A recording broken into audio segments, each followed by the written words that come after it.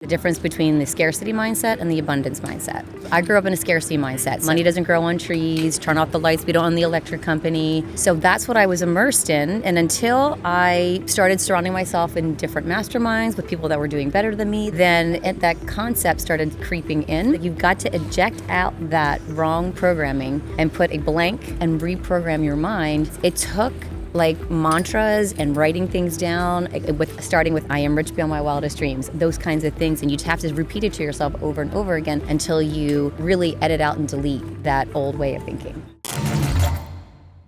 Welcome, everyone, to the Liberty Ventures podcast. My name is Alexander McCoben, co-founder and general partner of Liberty Ventures, and I am just thrilled for us to continue to build this ecosystem of purpose-driven investors and entrepreneurs aligned on advancing a free and prosperous future by interviewing Maureen McCann today.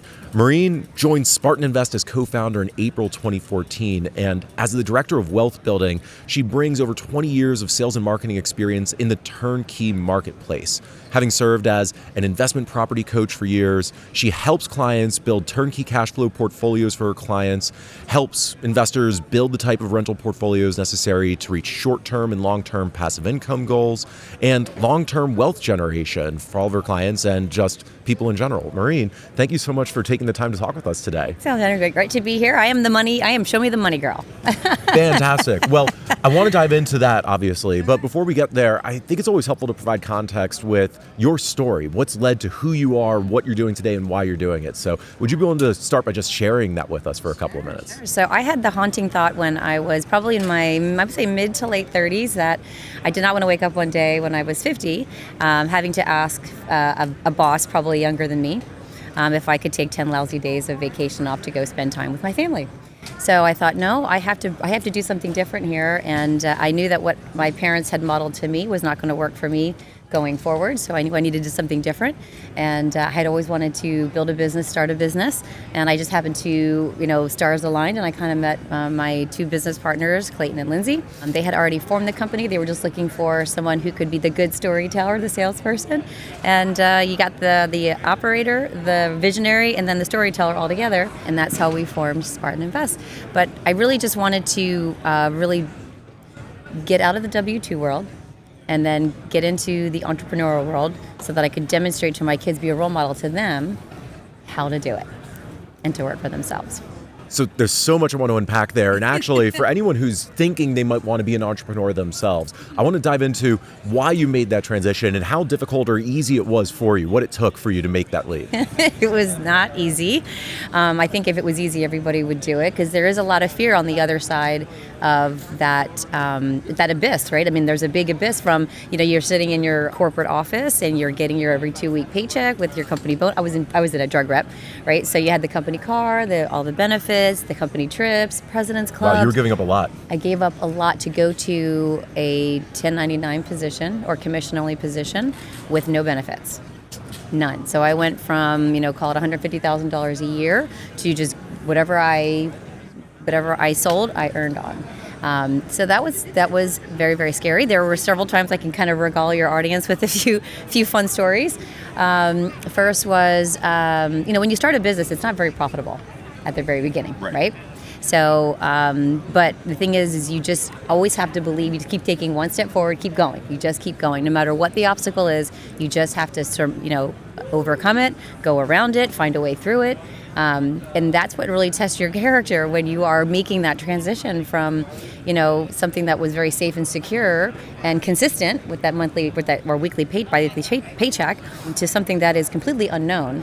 But I knew that, I live in Southern California, San Diego, La Jolla. If anyone's listening, they might remember or they know that it is a beautiful community, beachy community with these multi-million-dollar homes on a cliff looking over the Pacific. I briefly lived there, and it's absolutely stunning. Okay, so you know what I'm talking about. Well, I remember driving one day, and I looked up at the hill, and I was like, what did they know that I don't know? How can I get up to that top of the hill? That was what I wanted to do. And I figured, I had recently read an article at that time years ago, and it was like, okay, so your top, where is the money in the world? And it's like bankers, insurance companies, entertainers, politicians, and artists. And I was like, well, can't really do that. But there was two others on the list, which was entrepreneur and real estate investor. So out of the list, I knew that I could do those last two. And so that was my pursuit into going to my first webinar. I kind of became like a little webinar junkie, right? Or seminar, because you're actually attending. So I was like going to these seminars and I was listening to the messaging and I was just trying to get, is this real or is this valid?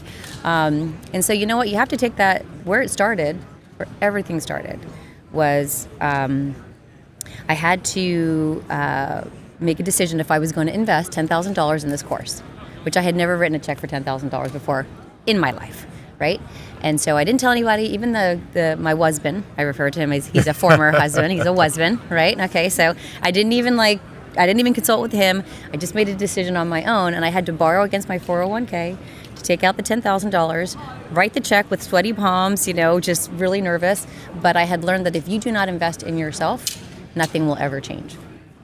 So that was where it started. So I wrote the check, took the course that led me to another course. I'm going to condense it really fast for you now. Ready?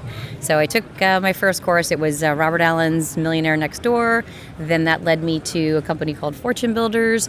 That led me to a turnkey operator here, actually in Memphis. This is where I started, in Memphis, Tennessee.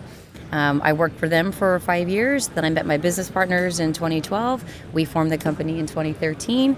Now I sit with you now. But in between where I was and where I am now, had I not written the check, invested in myself, believed in myself, and did the work to improve the skills, the skill set, the mindset, nothing would have changed. Absolutely amazing. So let's dig into that mindset change even itself. For anyone, again, who might be thinking about making that transition, what is the mindset shift that you have to make to go be entrepreneurial? Really, really good book is called Mindset by Carol Dweck. And it is the difference between the scarcity mindset and the abundance mindset. I grew up in a scarcity mindset. So you guys might laugh at this, but you probably, some of you have heard of this. It's like, have you heard your parents say, money doesn't grow on trees, turn off the lights, we don't own the electric company? Or from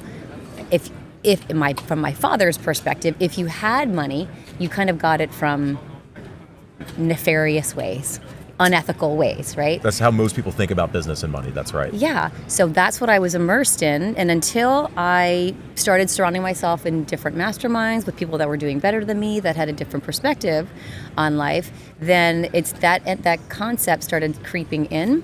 And so it's a tug of war between wanting to stay in that scarcity mindset and then having to adopt an abundance mindset. But what I learned from one of my coaches was, you know what, he's like, and I'm going to date myself here, because he's like, Maureen, you got to eject that cassette tape, which is probably now a CD or whatever, thumb drive, whatever you people use now, right? Right? But he's like, you've got to eject out that wrong programming and put a blank CD in and reprogram your mind. And it took like mantras and writing things down, starting with I am, right? I am rich beyond my wildest dreams, those kinds of things. And you have to repeat it to yourself over and over again until you really edit out and delete that old way of thinking. It's hard. It's very hard, but so important, not only to be successful, but it gets at the moral foundation of business and capitalism.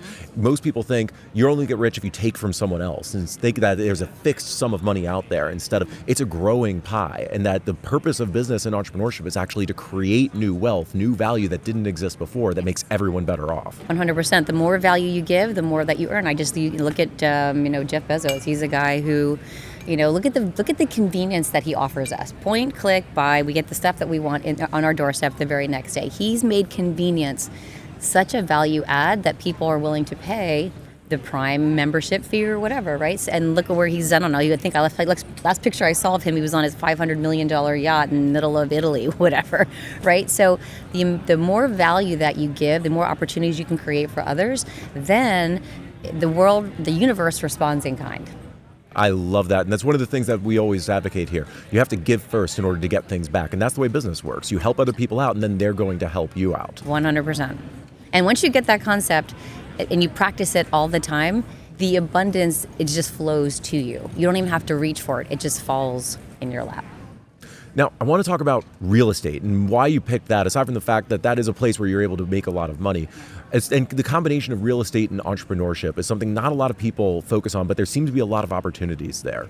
There is. Well, so I focused on real estate because I knew that 2/3 of net worth is determined by the equity that you have in the properties that you own. So if you don't own any properties and you don't have any equity, you're not going to get to the top 5%. So that was very clear in my mind. So I was like, okay, I'm not only going to do this for myself, but I'm going to help others and teach others how to do it as well. Because if you think about it, when you can create a financially worry-free life, someone that doesn't have to worry about how they're going to pay their bills for the month because they've got streams of income coming in that covers all of their monthly expenses, then they have the freedom to be able to express whatever their passion is and give back in a bigger way, simply because they don't have to be on the rat wheel, hamster wheel, running around trying to pay X, Y, and Z. They get to express and introspectively look at who they are and what they want to give back to the world. So when you look at the real estate space right now, what do you think the big opportunities are for people who have an entrepreneurial mindset and may want to get involved in that? The last 81 years of home equity growth in the United States is incredibly amazing. So if someone says, hey, I'm thinking about real estate, but I don't want to get in because, the interest rates are higher, the housing values are too high. I always say the best time to buy real estate was yesterday, the better time is today. And the reason being is that I have found that in my 20 years career that it is the best wealth builder that I know of, right? I listened to, so I grew up in the 70s, right? So it was like, that was the advent of the 401k, which was sold us, we were sold a bill of goods, right? Because the 401k was included or added or created, I should say, because it was a cheap alternative to the pensions, the pension plans that corporations were finding too expensive to keep going. So then here comes this 401k, just put your whatever 8% in, the company will match the 3% or whatever it is, and then you're going to ride that wave until retirement and live happily ever after. That a lot of my clients now, between their demographics for 40 to 60 years of age, they are realizing that that's not true. That does not work. You have to have other vehicles to create cash flow and to create net wealth. And real estate is an exceptionally good way to do that in a consistent way. So if you just look at the last 4 years of home equity growth, and this compounds year after year, right? So you've got a $100,000 house that you buy in Huntsville, Alabama, or Birmingham, Alabama, and that property appreciated 10%. And then the following year was 19%, then 6%, then 5%. So those percentages just keep compounding on each other. So soon your $100,000 house 5 years from now could be $200,000 or $250,000, and it just keeps growing from there. When you look at the history of home equity growth, that is what happens. Real estate builds wealth. There is no question in my mind, and I want everyone to know that. So I love that. And I'm curious, especially from the startup space, though there are more and more companies in the startup world that are starting to enter the real estate market. Are there any that you're following right now, or any opportunities that you're seeing that you think are really exciting? I think there's two. I think the assisted living, because we have an aging population, right? We've got our baby boomers that are starting to cross over the age of 65 and are going to need assistance in a lot of ways. Some families are not willing to help their elderly parents out, so they're going to need some care. And they want to live in a home to be able to do it, not in some box, some cold sort of, still box. So I think assisted living is a big one, and then the short-term rentals I also think is another one. Those are very lucrative spaces where you could do long-term buy and hold, short-term rentals, do some assisted living. There's a lot of things you can do with real estate that will generate income for years. Amazing.